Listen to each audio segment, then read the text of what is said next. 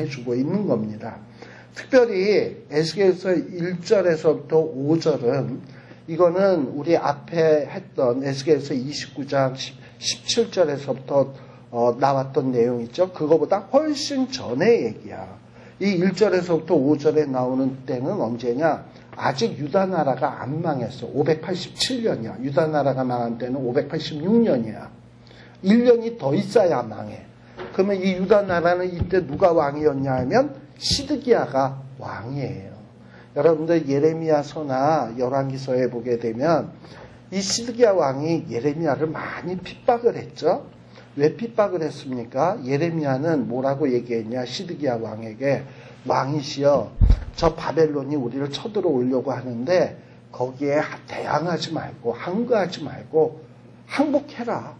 그리고 포로로 그냥 잡혀가라. 이건 뭐냐? 하나님이 우리가 그동안에 하나님을 제대로 안 섬겼기 때문에 하나님이 하는 징계니까 징계를 거부하지 말고 달게 받아라. 바벨론에게 항복해라. 대항하지 말라. 그러고 얘기를 했어요. 그런데 어떻게 보면 예레미야는 이렇게 얘기하면은 굉장히 나라를 사랑하는 사람 같지 않잖아. 침략해오는 나라에게 항복해라. 저항하지 말라. 이게 얼마나 매국노 같은 모습입니까? 그럼에도 불구하고 예레미야는 바벨론의 침략이 단순한 침략이 아니라 하나님의 징계로 받아들인 거예요. 우리는 그 징계를 받아야 돼. 시드기야 거부하지 마. 이러고 얘기를 했던 거예요. 그런데 시드기야는 어떻게 해서든지 왕이니까 나라가 침략해서 살아남기 위해서 뭔가 이 모양 저 모양으로 방도를 준비한단 말이죠. 그 방도 중에 하나가 뭐냐? 저 바벨론이 쳐들어오는데 바벨론을 대항하려면 애굽과 외교를 통해서 애굽을 우리의 동맹으로 끌어들여서 바벨론을 대항하면 우리가 이겨낼 수 있겠다 하던 이때였어요. 바로 이때 주어진 말씀이 뭐냐 하면, 근데 이게 망하기 불과 1년 전에 이런 때에 지금 에스겔이 이야기하고 있는 거예요. 이미 유다 백성은 대부분의 사람들이 1차 포로, 2차 포로에서 바벨론으로 잡혀갔어요. 지금 유다 나라는 망하기 1년 전이기 때문에 너무나도 미약해요. 스스로의 힘으로는 도저히 나라를 지킬 수가 없습니다. 그러다 보니 이스라엘 나라는 애굽을 의지해가지고 바벨론을 견제해서 어떻게 해서든지 위기를 극복해 보려고 지금 갖은 노력을 다하고 있던 때예요. 자, 그런데 하나님은 1절에서부터 5절까지 뭐라고 얘기하냐? 너희들이 바벨론을 견제하기 위해서 애굽을 의지하려고 하는데 이 애굽은 어떻게 된다? 망한다 라는 거예요. 애굽 망하니 너희들이 의지할 분은 누구다? 하나님이 비록 징계하시지만 하나님만을 의지해야 된다라는 거예요. 그래서 에스겔서 30장 1절에 여호와의 말씀이 누구에게 임했어요? 에스겔에게 탁 임했어. 그러면서 이 에스겔에게 주신 말씀이 애굽의 운명에 대해서 하나님이 에스겔에게 계시의 말씀을 준 거예요. 자, 2절의 내용이 뭐냐? 애굽이라고 하는 나라가 지금은 멀쩡할지 모르지만 애굽이라고 하는 나라는 종국에는 어떻게 해야 된다? 통곡하고 슬퍼해야 될 존재라는 거예요. 왜냐? 애굽뿐만 아니라 애굽과 동맹을 맺었던 나라들이 여호와의 날, 하나님의 심판날에 아주 처참하게 애굽을 위시한 애굽과 이렇게 동맹을 맺었던 나라들이 철저하게 칼에 의해서 멸망한다라는 거예요. 보세요. 2절에 보면 인자야 에스겔아 너는 애굽 나라에 대해서 예언을 해라. 뭐라고 예언하라고요? 주 여호와의 말씀에 이 애굽 나라는 어떤 신세가 될 거다? 통곡하게 될 거다. 그러면서 이 애굽 사람들이 스스로에게 이르기를 슬프다. 우리가 이 망한 날이여 이 날이여 하면서 그들이 망하는 날 슬프다 슬프다 하면서 통곡하게 된다라는 거예요. 그런데 이런 애굽의 멸망의 날이 어떻게 됐다? 지금은 아직 애굽이 건재한 것 같아. 잘 살아. 그러니까 587년에 시드기야 왕이 애굽의 도움을 의지하려고 하고 있지. 그런데 에스겔을 통해서 하신 말씀이 뭐냐? 애굽의 멸망날, 그날 애굽이 멸망할 날이 어떻다? 가까웠다. 하나님이 애굽을 심판할 날, 그날이 여호와의 날이겠죠? 그날이 가까웠다. 그리고 애굽에 어떤 일이 벌어진다? 구름의 날이 될 거다. 그리고 열국의 때가 된다. 구름같이 열국들이 애굽에 쳐들어와서 애굽을 초토화시키게 될 거라는 거예요. 애굽이라고 하는 나라에 칼이 임하게 된다라는 겁니다. 그리고 많은 사람들이 4절 살육을 당하게 될 거예요. 그러다 보면 이 애굽과 동맹을 맺었던 그동안 동맹국가였던 구스, 이 구스 나라 사람들도 어떻게 된다? 야, 애굽이 망했는데 우리도 망하겠네? 하고서 구스 사람도 심한 근심이 있을 것이며, 그리고 애굽의 그 찬란하던 문화 속에서 강대국에서 살던 사람들이 다 포로가 되어서 옮기어지게 되고, 그리고 그 기지가 다 어떻게 된다? 헐리게 된다.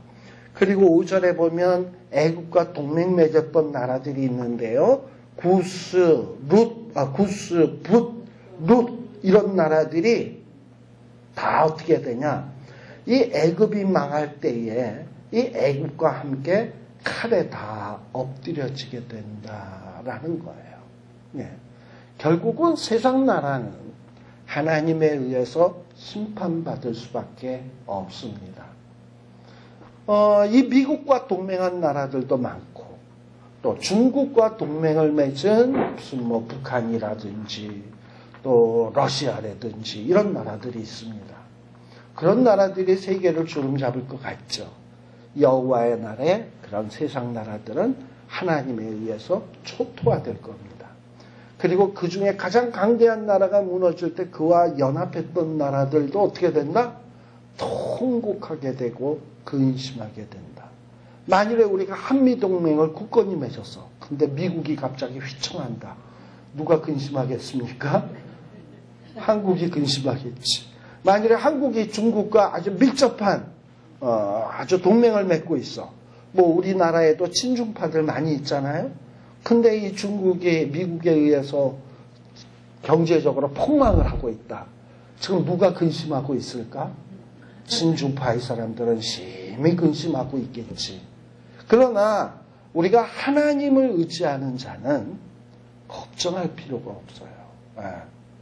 우리 하나님이 뭐라고 얘기하십니까? 우리가 하나님의 자비하심으로 너희를 권하노니, 우리가 어렵고 힘들 때에 하나님께 기도하고 하나님을 의지하면 모든 지각에 뛰어난 하나님의 평강이 너희의 마음과 생각을 지키시리라 라고 얘기하고 있지 않습니까? 아무것도 염려하지 말고 하나님께 구하라 하지 않습니까? 그럼 하나님이 지켜주시겠다고 약속하잖아. 바로 이런 얘기를 하기 위해서 지금 에스겔은 이 말씀을 하고 있는 거예요. 자, 그런데 이스라엘 백성들은요, 이제 6절에서부터 8절인데, 이 애굽이라고 하는 나라를 볼 때, 이 신자들, 이스라엘 백성들이 이해가 되지 않았던 것이 있었어요. 이 애굽 나라는 분명히 하나님을 안 섬기는, 하나님을 섬기지 않는 우상 숭배하는 이런 사람들인데, 근데 이런 사람들이 하나님을 믿지 않고 우상 숭배를 하는데 어떻게 저렇게 잘 되고 강력한 나라가 되고 찬란한 문화를 가지고 있는 나라가 되는 것인가? 이게 해결되지가 않는 거야. 바로 이런 어떤 이스라엘 백성들의 의문점에 대답해 주시는 내용이 뭐냐? 6절에서부터 8절에 나오는 내용입니다. 이 6절에서부터 8절에 나오는 내용을 요약하면 뭐냐? 야, 애굽 걔네들이 지금 잘 살아? 근데 그들이 잘 사는 거는 잠시 잘 되는 거야. 그러나 요 잠시가 끝나고 시간 조금 지나면 어떻게 된다? 하나님이 반드시 심판하실 거야. 하고서는 하나님이 심판하겠다라는 거예요. 여러분들 6절 말씀해 보세요. 이 애굽이 어떻게 된다? 지금은 잘 나가는 것 같지만 나 여호와가 말하노라. 애굽을 붙들어 주는 자도 엎드려질 것이요 애굽의 교만한 권세도 낮아질 것이다. 여기 애굽을 붙들어 주는 자는 누구인가? 이 애굽을 붙들어 주는 자는 다름 아닌 뭐냐면 이 애굽의 어떤 종교, 정치 이런 거를 이렇게 꽉 붙들고 있는 자들이 누구냐? 제사장 집단이에요. 애굽의 제사장, 이 우상숭배 제사장 집단들, 또 왕족들 이런 자들이에요. 이런 자들이 애굽을 딱 쥐어잡고 애굽을 지금 붙들고 유지하고 있는 거예요. 그런데 하나님께서 이 애굽을 심판할 때 어떻게 된다? 그들이 아주 초토화돼서 무너지게 된다라는 거예요. 애굽의 귀족들, 애굽의 교만한 권세. 이게 뭐냐면 애굽의 귀족들이야. 이 귀족들도 어떻게 된다? 저 낮은 곳으로 처박히게 될 것이다. 그리고 애굽의 귀족, 애굽을 붙드는 자들이 어느 한 부분에서만 심판받느냐? 아니다. 믹돌에서부터 수에네까지. 이걸 우리식으로 얘기하면 저 제주도에서부터 만주까지. 이에 있는 애굽을 붙드는 자들, 애굽의 귀족들이 다 어떻게 된다? 칼에 엎드려지게 된다. 누구의 말씀이라고요? 이게 여호와의 말씀이라는 거예요. 그래서 애굽이 지금은 찬란하고 잘 사는 것 같지만 어떻게 된다? 황무한 열방같이 황무하게 된다. 지금은 나일강 유역의 비옥한 땅에서 곡식이 풍성하게 자란 것 같지만 그 애굽 땅이 어떻게 된다? 사막이 된 성읍같이 그 성읍들도 뭐가 된다? 사막이 될 것이다.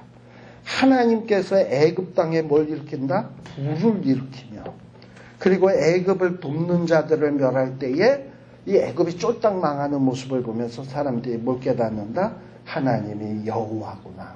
하나님만이 이 온 세계를 주관하시는 여호와시구나 라는 사실을 깨닫게 되는 거예요. 근데 그때 가서 깨달으면 이거 완전히 이건 진짜 버스 떠난 거야. 그러니 우리는 지금부터 이런 사실을 분명히 깨달아 알아야 돼요. 역사의 주관자는 하나님이다. 애굽 아니고 뭐 바벨론도 아니고 미국도 아니고 중국도 아니고 하나님이다라는 거예요. 그날에 9절에 보면 그날의 사자들이 여기서 이 사자들 하니까 무슨 뭐 대사, 메신저 이거 생각하기가 쉬운데 이 사자라는 거는 나가는 자야. 나가는 자. 자, 그래서 여러분들 애굽이 멸망할 때 애굽 사람들이 목숨을 부지하기 위해서 인근 지역으로 피신해 나갈 거 아니에요. 근데 애굽과 동맹을 맺었던 나라가 아까 누가 있었냐면 구스가 있었어. 그러니까 애굽 사람들이 망하게 되니까 어디로도 많이 나아가느냐면 구스 땅으로 나아가는 거예요. 그래서 여기 9절에 보면 구스 땅으로 나아가는 애굽의 피난민들이 그 구스 땅으로 막 배를 타고 갔는데 가가지고 구스 사람들이 보니까 애굽에 안 망할 것 같았던 사람들이 막 구스 땅으로 피난해서 오잖아요. 그러니까 구스 사람들이 보면 야 이러다가 우리도 망하겠다 하고 구스 사람들이 어떻게 된다? 자기네들도 막 두려워하기 시작한다. 그리고 애굽의 재앙의 날같이 이 구스 사람들에게도 뭐가 임한다? 근심이 임하게 된다. 이런 날이 어떻게 된다? 오게 된다라는 거예요. 그래서 세상을 심판하시는 이는 미국이 아니에요. 하나님이에요. 엉뚱한 거 의지했다가 우리가 나중에 그 엉뚱한 것이 망할 때, 만일에 미국이 망한다, 뭐가 망할 때 그때 우리에게 근심 오게 돼 있어요. 그러나 하나님 의지하면 이런 근심이 오냐? 절대 안 온다라는 거예요. 자, 보세요. 10절에 보면 나 주 여호와가 말하노라 내가 또 바벨론 왕 느부갓네살의 손으로 뭘 한다? 애굽 무로들을 끊는다. 이거 끊어가지고 누구에게 보수를 준다 그랬죠? 바벨론에게 보수를 준다 그랬죠? 그리고 열국 중에 강포한 자가 느부갓네살을 얘기하는 거예요. 군대를 거느리고 와서 이 애굽 땅을 멸할 때에 칼을 빼서 애굽을 쳐서 살육당한 자로 땅에 가득하게 하리라 라는 거예요. 네. 이 애굽에 가장 귀한 보물이 있었다면 이 부분은 이제 12절서부터는 좀 쉬었다 갑시다. 오늘 32장까지 애굽에 대한 걸 마치려고 해요. 자, 12절부터입니다. 12절에 보시게 되면 30장 12절. 거기 보면 하나님께서 애굽을 어떻게 심판하실 거냐 이렇게 말씀하십니다. 내가 그 모든 강, 애굽에 있는 모든 강을 말리우고 그 땅을 악인의 손에 팔겠으며 타국 사람의 손으로 그 땅과 그 가운데 있는 모든 것을 황무케 하겠다. 나 여호와의 말이다. 라고 말씀하고 계십니다. 사실 남자에게 있어서 직장이라고 하는 것은 굉장히 참 중요하죠. 직장 없는 남자, 그야말로 메가리가 하나도 없죠. 그것처럼 애굽이라고 하는 나라에게 있어서 중요한 것은 뭐냐? 애굽에게 있어서 중요한 것은 강이요, 강.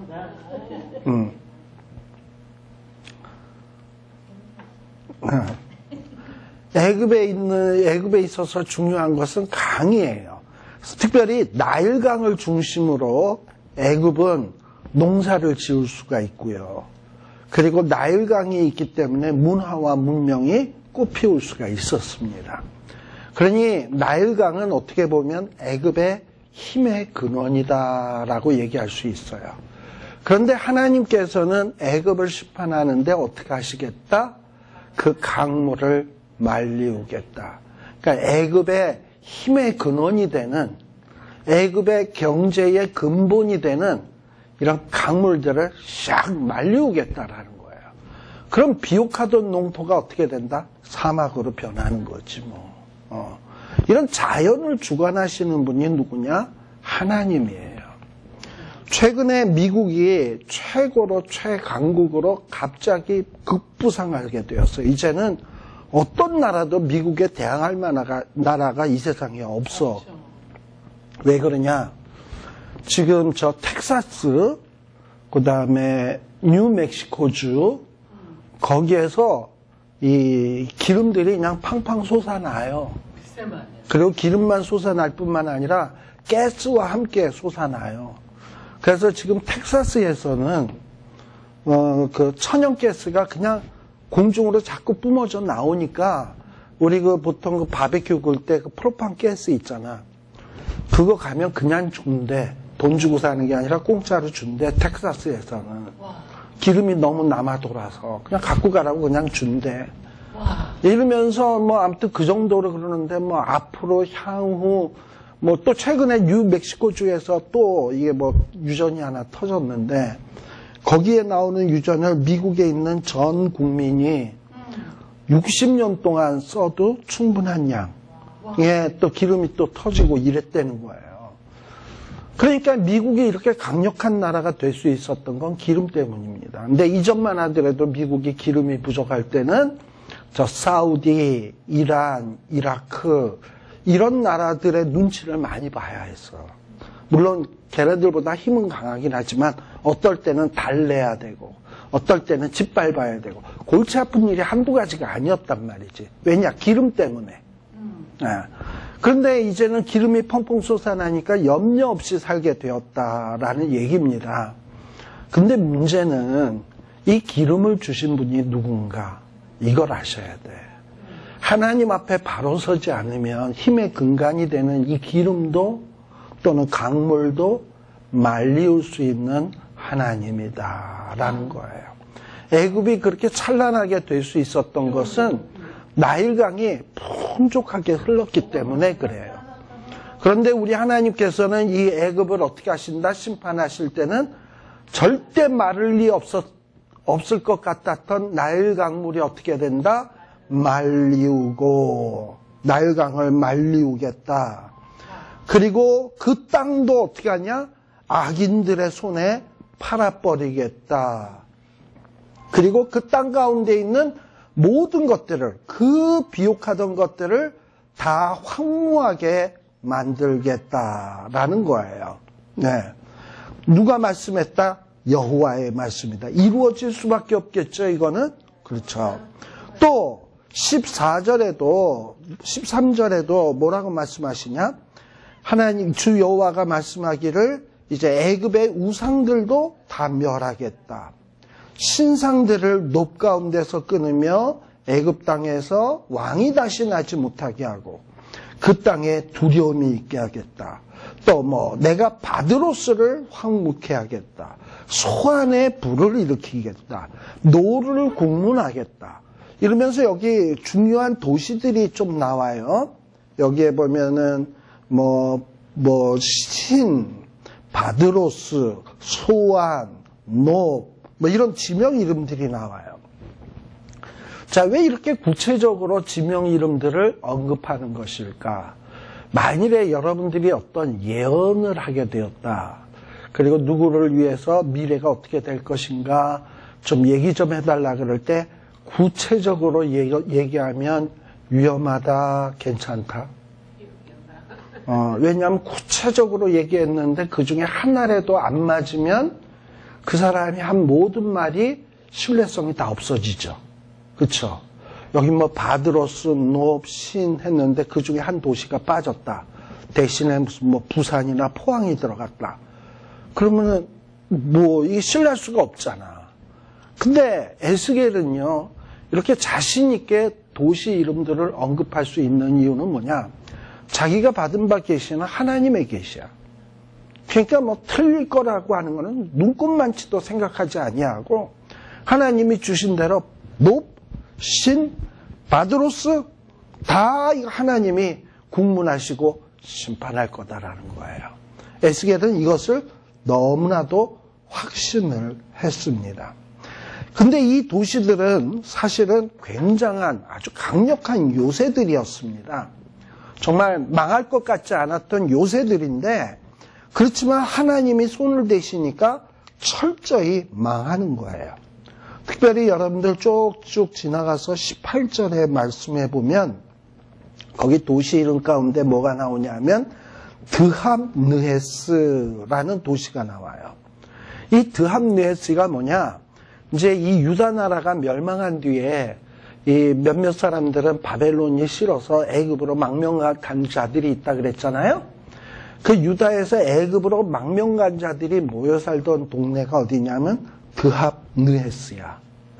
그 드합느헤스에서 이 유다 사람들이 마치 유다타운, 우리 차이나타운 하듯이 유다타운을 형성하고 살았었어요. 그랬는데 이 드합느헤스는 또 어떤 일도 있었냐 하면은 나중에 이 예레미야는 뭐라고 얘기했냐? 예레미야 43장 7절에서부터 예레미야 43장 7절에서부터 13절에 보면 이 드합느헤스에 대해서 거기서는 다바네스라고 나오는데 이 다바네스라는 도시가 어떻게 되냐? 느부갓네살이 쳐들어와서 그 다바네스 도시에 느부갓네살의 보호자를 세울 것이다 라고 예레미야가 예언을 했거든요. 근데 그게 이루어지는 장소이기도 해. 네. 이런 식으로 이 에스겔이나 예레미야는 그들이 예언한 대로 다 이루어졌어요. 아니나 다를까 진짜 이스라엘 백성들이 왜 드합느헤스로 이주를 했을까요? 거기에 가서 왜 유다타운을 형성했을까요? 여기는 바벨론이 못 쳐들어올 거야 라고 생각했던 거 아니야. 그랬는데 거기 가서 자기네들이 유다타운을 형성하고 있는데 바벨론 군대가 애굽을 촉포화시키면서 쳐들어와서 드합느헤스, 다바네스까지 쳐들어와서 느부갓네살이 보호자를 세웠단 말이죠. 그러니 정말 애굽 사람들이 생각할 때는 있을 수 없는 일이 이루어진 거야. 근데 이 있을 수 없는 일에 대해서 누가 예언했냐? 에스겔이 예언했고 예레미야가 예언했다 이 말입니다. 그러니 이 세상이 사람의 판단대로 되는 게 아니에요. 하나님의 말씀대로 되어지는 거예요. 그래서 우리가 이런 것들을 말씀을 통해서 이건 이스라엘에게만 해당된 얘기 아니야? 우리랑 상관없지 않아? 아니에요. 하나님의 말씀대로 살고 하나님의 말씀 속에서 지혜를 깨달아야 된다라는 거예요. 그런데 하나님의 백성들이 세상에 살다 보니까 하나님의 백성이지만 어떨 때는 세상의 법, 어떨 때는 하나님의 법, 이쪽 같다, 저쪽 같다, 또 이쪽에 좋은 것, 또 저쪽에 좋은 것, 그때 자기에 맞춰서 그냥 요거 받아들이고 저거 받아들이고 성공하려고 하면 결국엔 어떻게 되냐? 세상으로부터도 버림받고요. 하나님으로부터도 버림을 당하고 배신당하게 된다. 그래서 하나님의 백성은 절개라는 게 있어야 돼. 그래서 하나님만을 딱 의지하기로 했으면 끝까지 그렇게 가야 돼. 우리가 의지해야 될 것은 애굽도 아니고 바벨론도 아니고 하나님 의지해야 된다. 시편에 보면 여호와는 나의 산성이시여 반석이시여 요새시여 얼마나 많이 나옵니까? 그게 그냥 공허한 메아리가 되어서는 안 되고 정말 우리의 마음의 고백이 되어야 된다. 그런데 이스라엘 백성들은요, 툭하면 잘 살아보겠다고 애굽 의지하다가 또 애굽 사람들이 섬기는 우상 숭배하다가 결국에는 그 애굽의 우상 숭배자들보다 먼저 망해서 이스라엘 나라가. 예. 보세요. 15절도 보면 하나님이 분노하셔서 애굽의 견고한 성의 이름이 뭐냐면 신이야. 신이라고 하는 성에다가 하나님이 쏟고 분노를 쏟고 또 노라고 하는 것도 그 성의 이름이에요. 노에 있는 무리도 끊을 것이다. 애굽에 불을 일으키겠다.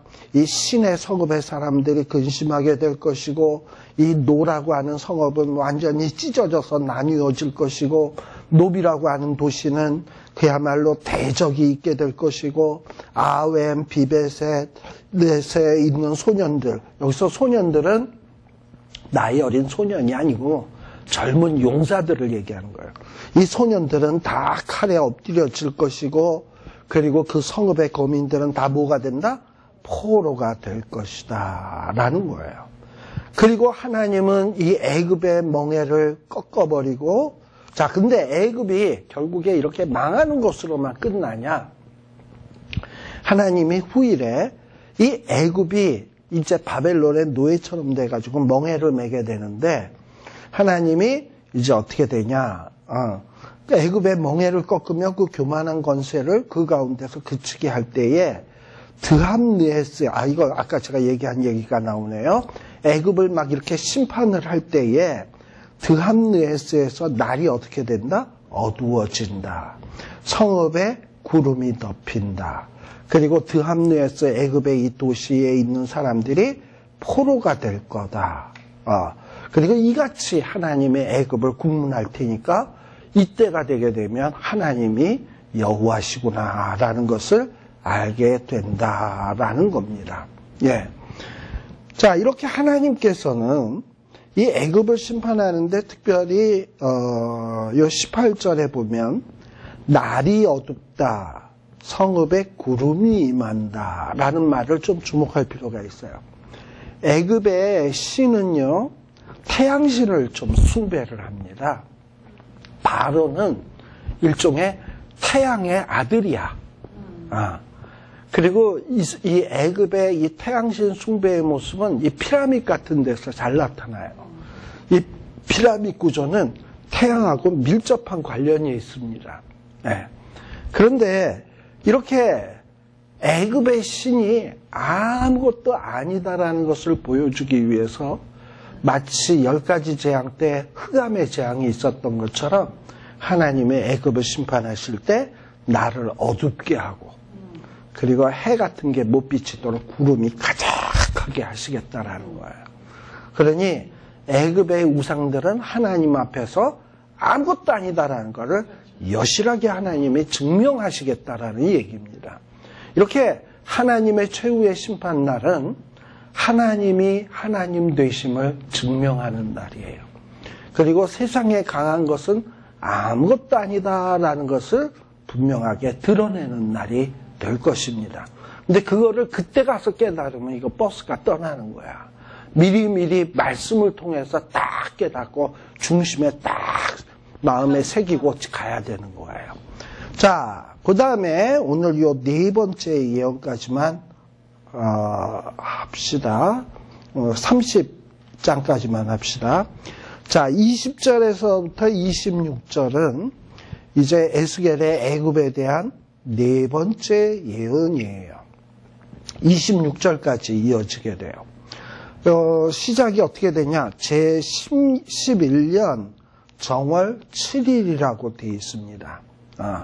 이 애굽에 대한 첫 번째 심판 예고 29장 1절에서부터 나왔던 예언, 그 예언으로부터 3개월 뒤에 선포된 예언이 바로 요 20절에서부터 26절에 나오는 예언입니다.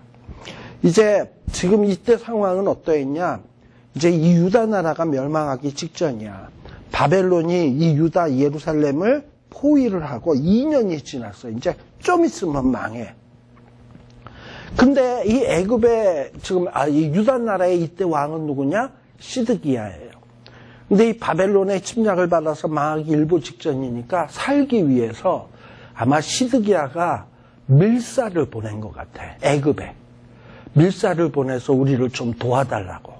그래서 이 애굽의 호프라라고 하는 왕이 호프라라고 하는 바로가 이 시드기야를 도와주기 위해서 군대를 이끌고 출정을 합니다. 그래가지고 결국은 이 애굽하고 바벨론 사이에 전쟁이 벌어져요.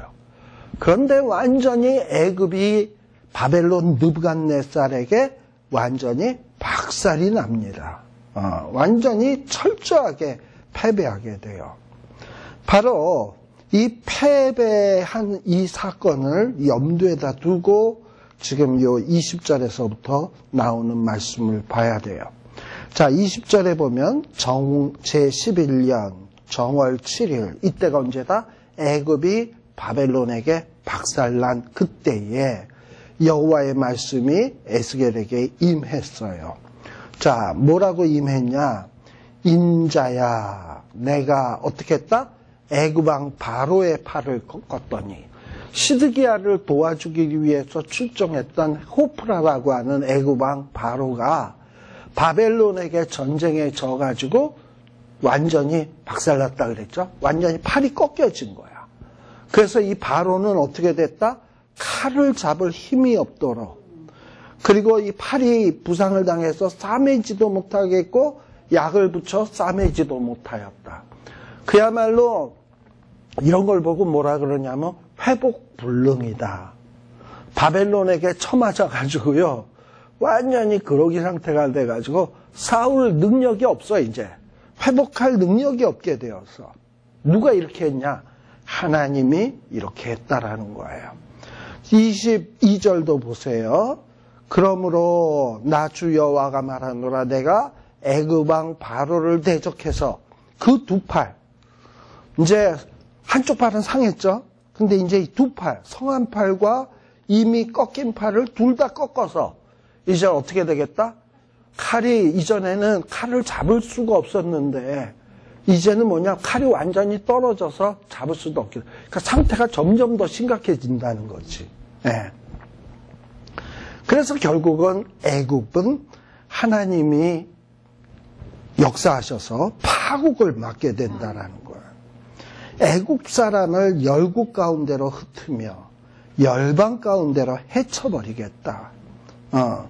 반대로 하나님의 도구로 사용된 바벨론 왕의 팔은 어떻게 하겠다? 견고하게 하겠고. 24절. 그리고 내 칼을 바벨론 왕, 하나님의 몽둥이로 쓰임받는 이 바벨론 왕에게는 하나님이 칼을 그 손에 붙여주지만 하나님의 심판의 대상인 바로의 팔은 어떻게 하겠다? 꺾어버리겠다. 그리고 이 바로는 어떻게 되냐? 바벨론 왕 앞에서 고통하기를 죽게 상한 자의 고통하듯 하리라. 완전히 죽을 지경에 이르는 자가 막 고통할 때 하듯이 이러면서 죽어간다라는 거예요. 자, 이렇게 바벨론 왕도, 이집트 왕도 누구의 손에 있다? 하나님 손에 있다. 그래도 바벨론 왕도 하나님을 믿는 사람들은 아니지만 그래도 하나님이 주신 미션을 수행을 하니까 하나님이 칼을 쥐어주셨어. 어떻게 보면 지금도 우리 그 트럼프 대통령이 얼마 전에 그 한국에 와가지고 국회에서 연설했던 때가 있어요. 그러면서 연설을 하면서 국회의원들 앞에 뭐라고 연설을 했냐. 저 북한에 대해서 얘기하면서 북한은 하나님과 사람에게 죄를 범했다. 그래서 심판받아야 된다라는 식으로 얘기를 했어요. 그러나 이제라도 돌이키면 미국이 도와줘서 번영케 하겠다라고 얘기를 했어요. 그러니까 이 얘기는 무슨 얘기냐면 트럼프는 은연중에 북한이나 중국을 대하는 것을 하나님 앞에서 악을 제하는 하나의 자기의 사명으로 생각하고 있는 것 같아요. 사실 이런 어떤 북한의 어떤 시스템 이런 것들은 악 맞죠. 이런 악은 제해야 돼요. 그리고 이런 악을 제하는 도구로 하나님이 미국을 쓰시는 것 같습니다. 그래서 하나님이 미국의 손에 칼을 들려주신 것 같아요. 그리고 하나님의 심판의 대상들은 부러뜨려서 칼을 놓치게 하시고 잡을 힘도 없도록 만드시는 거야. 그러나 바벨론도 이렇게 칼을 잡고 휘두르면서 세상에서 막 심판을 행했지만 결국엔 바벨론도 심판받았거든요. 미국도 지금은 이 세계 질서를 바로잡는 경찰 국가로 심판자의 국가로 역사할지 모르지만 미국이 그렇게 돼서 이제 교만하기 시작하고 하나님에 대한 도구였다라는 사실을 망각하고 지가 잘나서 이렇게 된 줄로 생각하게 되면 하나님이 주셨던 강물 말리우시고 주어졌던 칼 빼앗으시고 그래서 초토화시킨다라는 사실을 우리는 알고 있어야 돼. 이런 거를 우리 신자들은 이런 거를 똑바로 알고 있어야 된다 이 말이에요. 결국 그 대단하던 애굽 사람이 어떻게 됩니까? 안 망할 것 같았던 애굽이 23절 열국 가운데서 흩어지게 된다. 열방 가운데로 헤쳐지게 된다. 바벨론 왕의 팔은 견고하고 하나님께서 바벨론 사람에게 칼을 붙여주지만 바로의 팔은 꺾는다. 또 25절 바벨론 왕의 팔은 들어주고 바로의 팔은 떨어뜨릴 것이다. 이렇게 역사의 주관자가 누구냐? 하나님이라는 사실을 에스겔은 너무나도 분명히 알고 있었어요. 내가 내 칼을 바벨론 왕의 손에 붙이고 그로 들어 애굽 땅을 치게 하리니 이런 일들이 벌어지게 되면 그때 사람들이 어떻게 된다? 하나님이 여호와인 줄 알고 또 하나님이 애굽 사람을 열국 가운데로 흩으며 열방 가운데로 해치게 되는데 이렇게 되게 되면 사람들이 여호와가 하나님인 줄 알게 된다라는 거예요. 자, 그래서 역사의 마지막은 뭘로 끝나냐? 하나님이 여호와시구나. 하나님만이 참신이구나 하는 것이 증명되는 날이에요. 그래서 우리가 그날이 있을 것을 딱 생각하면서 그날 돼서 깨닫지 말고 그날에 되기 전에 그냥 딱 하나님이 역사의 주인이시구나. 우리가 쓰잘데기 없는 것에 의지하지 말고 하나님께 의지해야 되겠구나. 어려운 때에 우리가 이 조국을 위해서 이 나라를 위해서 하나님께 기도해야 되겠구나. 안 믿는 사람들이 볼 때는 저것들 되게 어리석다. 기도가 무슨 밥 먹여줘. 기도한다고 해결이 돼. 친미 반중을 해야지. 미국에게 잘 보여야 해결되지. 이러고서는 우리를 비웃을지 모르지만 비웃어라. 나는 하나님 편이다. 이러고 가는 게 지혜로운 거예요. 우리가 지혜로웠다는 것은 언제 증명되냐? 역사의 마지막 날에 사람들이 하나님이 여호와인 줄 알겠고 우리가 그동안 생각했던 것, 판단했던 것이 옳았다라는 것이 증명되게 될 것입니다. 그래서 이것을 마음에 꼭 새기며 우리 조국과 나라를 위해서 기도하시고 또 이것을 마음에다 딱 두시고 갈대 같은 정말 어줍지 않은 거 의지하지 마시고 하나님 의지하면서 놀라운 승리를 체험할 수 있는 여러분 되셨으면 좋겠습니다. 31장, 32장은 다음 시간에 살피도록 하겠습니다. 기도하겠습니다. 하나님 아버지 감사드립니다. 저희들이 오늘 이 애굽에 대한 심판의 예언을 통해서 아무리 강대한 나라라도 하나님 손안에 있음을 깨달았습니다. 아버지 하나님, 정말 우리의 조국 또 이 세상이 어수선하고 정말 불안정한데 이 모든 역사의 주관자는 하나님이심을 우리들이 명심하게 하여 주시고 정말 엉뚱한 것 의지하지 아니하고 하나님만을 의지하는 저희들이 되게 하여 주시옵소서. 어리석어 보일지 모르지만 이것이 참 지혜임을 마음속에 정말 명심하는 저희들이 되게 하여 주시옵소서. 예수님 이름으로 기도드리옵나이다. 아멘. 마치겠습니다. 네.